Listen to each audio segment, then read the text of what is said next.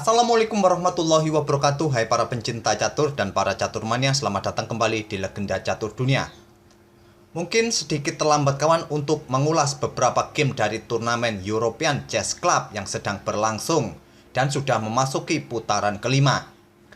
Turnamen ini adalah turnamen antar klub catur di Eropa dan menggunakan game klasik 7 putaran dengan sistem Swiss yang diikuti oleh 38 tim-tim catur Eropa.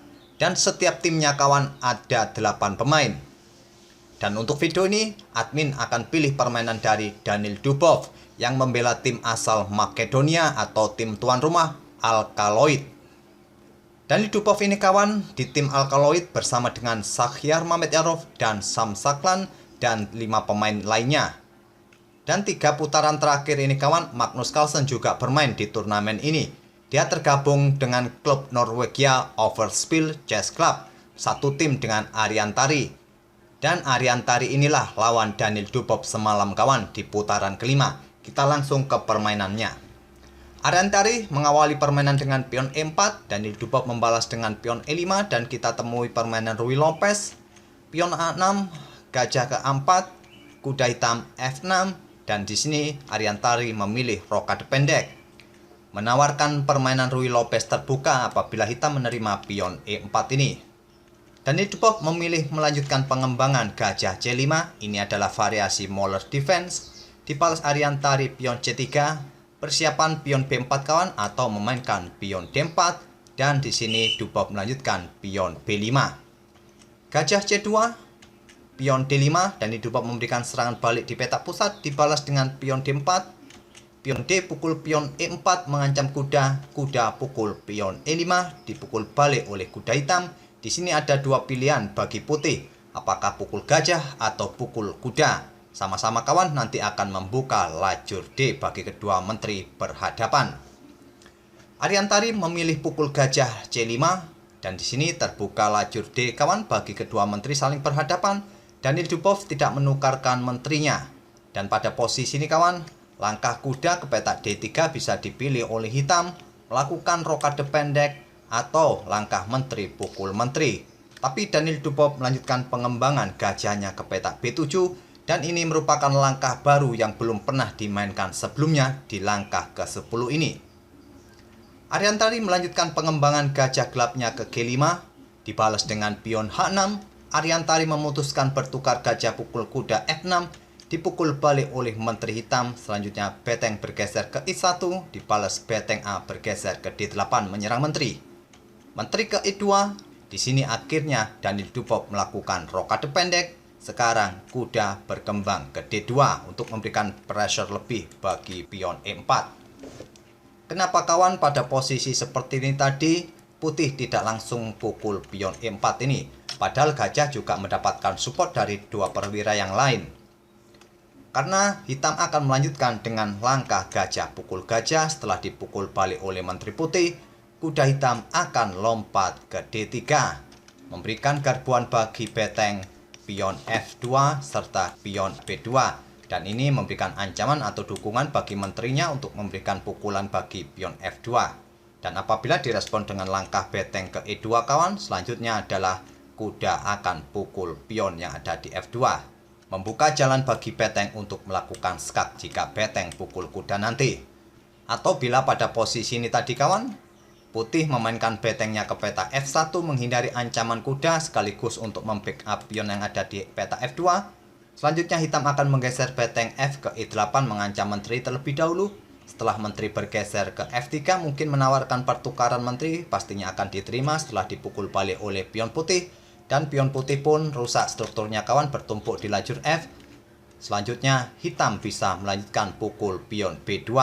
Dan dengan struktur pion yang bertumpuk di lajur F dan di lajur C, tentu mudah bagi hitam untuk melanjutkan atau memukul pion-pion lemah ini nanti kawan. Mungkin karena itulah sudah diperhitungkan oleh Ariantari. Dia pada posisi ini tadi tidak langsung pukul pion E4 ini, memainkan atau melanjutkan pengembangan kuda ke D2. Sekarang dibalas Daniil Dubov dengan kuda D3 menyerang beteng. Gajah pukul kuda, dipukul balik oleh pion menyerang menteri. Menteri ke E3, sekarang Daniil Dubov menggeser beteng F ke E8 kembali menyerang menteri. Apabila kawan Menteri Putih ini mencoba bergeser ke G3 atau ke petak H3 mungkin, di sini hitam akan melanjutkan dengan langkah beteng naik ke E2, menahan diri untuk pukul beteng putih. Idenya adalah memberikan jalan bagi betengnya untuk ditumpuk di lajur E nanti kawan. Dan apabila respon putih dalam posisi ini adalah langkah beteng pukul beteng, selanjutnya akan dipukul balik oleh pion dan terbuka ancaman bagi kuda putih dari beteng hitam. Ataupun di langkah berikutnya, beteng siap melakukan skak dan pion pun nanti bisa promosi. Dan apabila putih melanjutkan dengan langkah menteri ke E3 melindungi kudanya dari ancaman beteng hitam, menteri hitam akan bergerak ke G5 memberikan ancaman skakmat, juga menawarkan pertukaran menteri. Setelah menteri pukul menteri dipukul balik oleh pion hitam, masih ada ancaman kawan di langkah berikutnya, beteng pukul kuda dan atau nanti diikuti beteng ke D1 skak dan pion pun nanti akan promosi setelah dipukul oleh beteng putih. Jadi mungkin karena itulah kawan, pada posisi seperti ini Menteri Putih tidak bergeser ke petak G3 atau ke petak H3. Ariantari memilih menukarkan menterinya pukul beteng hitam skak. Setelah dipukul, putih pukul balik skak, raja ke H7 dan sekarang beteng kembali ke E3 untuk memberikan serangan bagi pion D3 ini. Dan Dubov melanjutkan dengan langkah menteri ke G5 untuk memberikan ancaman skakmat.